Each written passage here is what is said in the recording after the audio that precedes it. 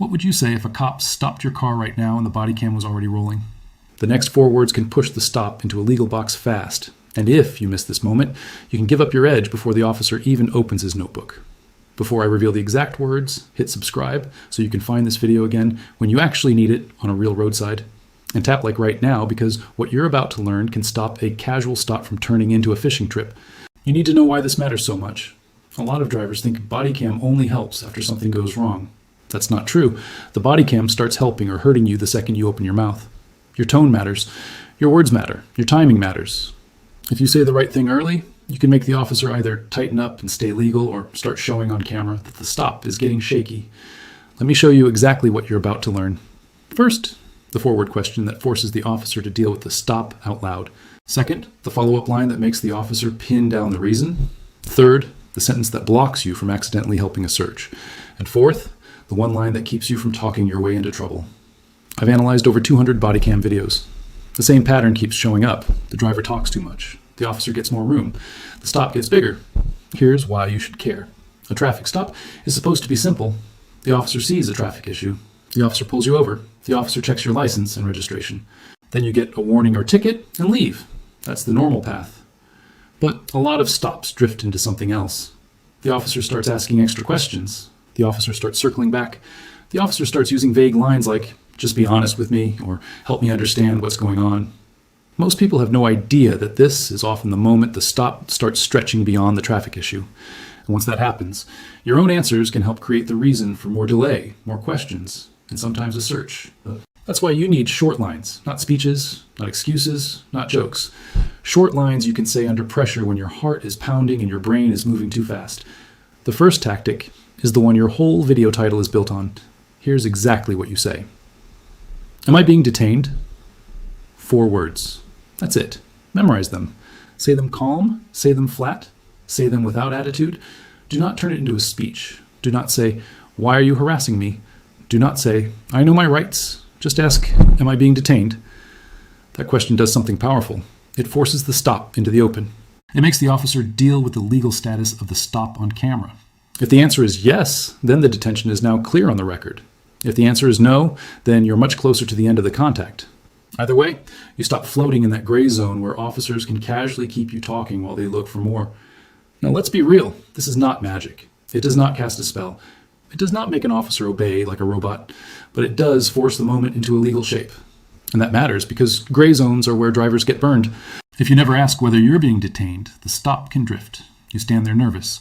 The officer keeps asking questions. You keep answering because you don't know if you can leave. That uncertainty helps the officer, not you. Here's the reality. When you ask, "Am I being detained?" you make the officer either own the detention or back away from it. Bad way. Most drivers say, "I'm just trying to get home, officer." Then the stop stays vague and the officer keeps fishing. Good way. Smart drivers say, "Am I being detained?" Then the officer has to address the stop directly on camera. This comes straight from Supreme Court rulings. In Terry v. Ohio, the court said, police need specific facts to briefly stop and hold someone. Plain English, they can't just hold you because they feel like it. They need a real reason they can explain. And in Berkemer v. McCarty, the court made clear that a traffic stop is a seizure, which is just a legal word meaning you're not free to leave like normal. Plain English, once your lights go on and you're pulled over, the law cares about why you're being held and for how long. That's why these 4 words matter so much. They make that issue visible fast. Watch what happens when you ask it the right way. The officer may say, "Yes, you are." Good. Now the detention is clear. The officer may say, "Not yet." That tells you a lot too. The officer may dodge and say, "Just answer my questions. Ask again later if needed." Calmly. You're not trying to win an argument. You're trying to lock the moment onto the camera. Defense attorneys use this exact line in court because it helps show when the stop became more than a simple traffic contact. Your job is not to sound brave. Your job is to sound clear. And if the officer says, "Yes, you are being detained," that answer matters. Why? Because now the officer may need to explain why. Even if the explanation comes a few seconds later, it is more likely to be caught on the recording. That is the value here. You're making the legal basis harder to hide in silence. This is 100% legal. You are allowed to ask if you're being detained. You're not fighting. You're not resisting. You are asking a direct question that puts the stop on the record. Have you ever been in that weird gray zone where you didn't know if you could leave? Drop a comment below because that confusion is where most drivers lose control. The second tactic is the follow-up that makes the officer narrow the story. Here's exactly what you say. What crime do you suspect? Word for word. Keep it respectful. Keep it calm. If the officer already said you're being detained, this question matters a lot. It does not guarantee a perfect answer. It does not force a law school lecture. But it pushes the officer to state the reason out loud if there is one. And if the officer changes the reason later, that can matter. That's why this line is so useful. It puts pressure on the details. Here's the trick they don't want you knowing. A lot of roadside stops stay vague on purpose. Vague helps the officer. Vague gives room. Vague lets small facts grow into bigger claims later. Maybe the officer says, you look nervous. Maybe the officer says you made a quick movement. Maybe the officer says your answers felt strange. Those are the kinds of loose words that can grow over time if nobody pins them down early. But when you calmly ask, what crime do you suspect? You force the officer to either name the issue or keep dodging on camera. And both outcomes tell you something useful. Bad way. Most drivers say, I didn't do anything wrong, I swear. Then they sound defensive and the officer keeps control of the story. Good way. Smart drivers say, what crime do you suspect? Then the officer has to put the reason into words or visibly avoid it. Why does that help you? Because details matter later. If the officer says, I'm investigating impaired driving, that's now on camera. If the officer says, I smell marijuana, that's now on camera. If the officer says, I think there may be drugs in the car, that's now on camera.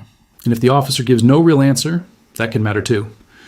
Former police officers have confirmed this works because it makes a lazy stop harder to keep lazy. The officer now knows the body cam is catching the reason, or the lack of one.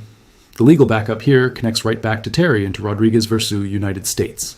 In Rodriguez, the Supreme Court said a traffic stop can't be stretched longer than needed just to go hunting for other crimes, unless police have extra legal reason. Plain English? They can't turn every ticket into a free investigation just because they want to. So when you ask, what crime do you suspect?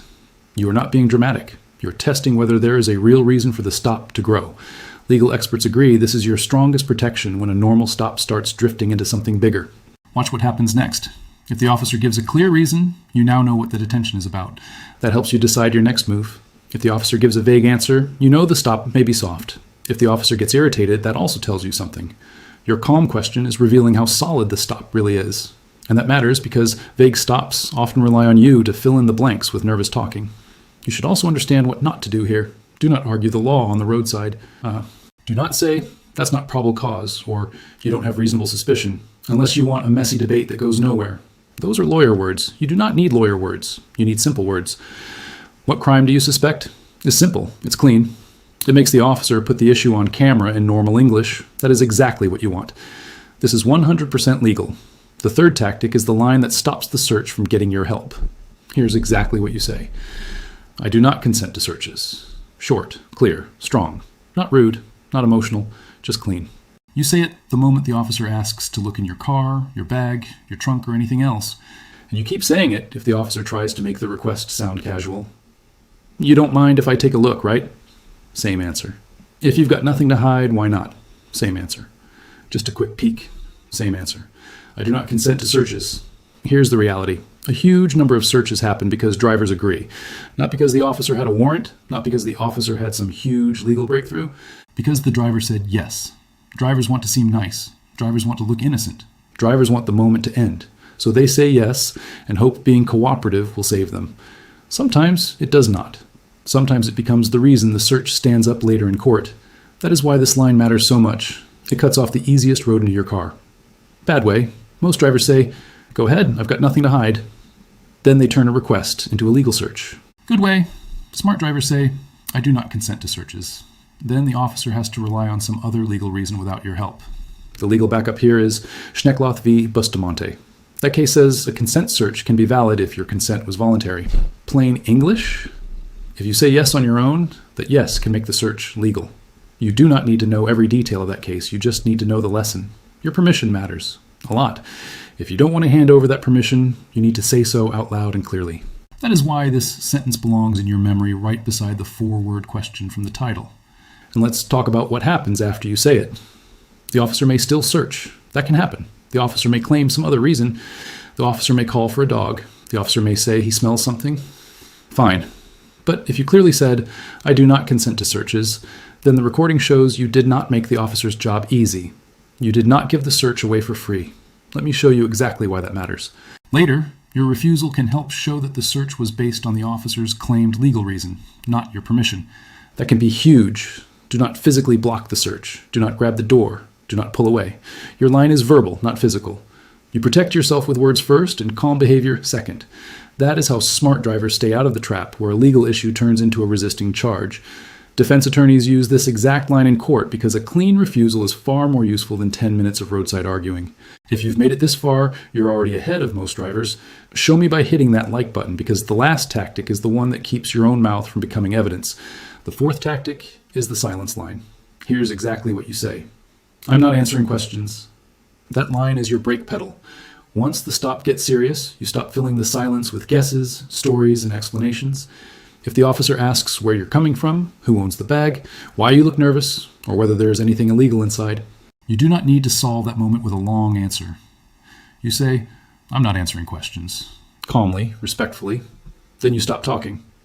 Listen closely, because this is critical. A lot of drivers think talking makes them look innocent. It often does the opposite. The more you talk, the more small details can sound strange. Your timeline shifts by 5 minutes. Your passenger says something different. Your joke sounds like sarcasm. Your nervous breathing gets called suspicious. Your harmless answer becomes the next reason the officer wants to keep digging. That is why silence matters so much. It protects you from turning stress into evidence. Bad way. Most drivers say, that bag isn't mine. My cousin left it there yesterday. Then they create new facts for the officer to chase. Good way. Smart drivers say, I'm not answering questions. Then they stop feeding the stop with fresh details. The legal idea here comes from your Fifth Amendment right. The right not to help build a case against yourself with your own words. Plain English, you do not have to make their job easier. Yes, traffic stops can get messy. Yes, state rules can differ on small details. But the big point is solid. If you keep talking during a shaky stop, you can hurt yourself badly. If you stop talking, you stop the leak.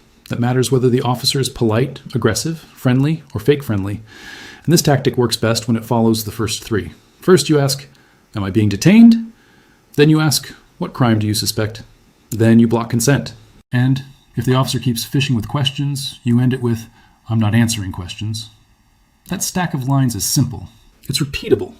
It's easy to remember under stress. It keeps the officer's reasons on camera and keeps your own words from doing damage. Now let's connect the law in plain English. Terry says police need facts to hold you. That is why, am I being detained? Matters. Rodriguez says they cannot drag out a traffic stop longer than needed, looking for something else. That is why, what crime do you suspect? Matters. Schneckloth says your consent can make a search legal. That is why, I do not consent to searches. Matters. Put those together and you get a strong roadside script. Not a magic trick, not a guarantee. A script that keeps your rights visible and the officer's reasons on the record. Now picture this. You're driving home. The lights hit your mirror, you pull over. The officer says you changed lanes without signaling. So far, normal. He checks your license and comes back slower than expected. Then he starts asking extra questions. The wrong way goes fast. You laugh because you want to seem easygoing. You answer every question. Next week, I'm dropping the video on what to say when cops claim they smell weed in your car. Subscribe right now because that line gets used every single day, and if you miss that video, you're missing one of the biggest traps on the road. So lock these lines into your memory. First, am I being detained? Those 4 words force the stop into a legal frame. Second, what crime do you suspect? That question pushes the officer to say the reason out loud. Third, I do not consent to searches. That blocks the easiest path into your car. Fourth, I'm not answering questions. That keeps your own mouth from helping the case against you. Hit subscribe so you catch the next video on the weed smell claim. Smash like if this gave you a real script. And drop a comment telling me which line shocked you most and which one you're going to memorize first. Stay safe out there.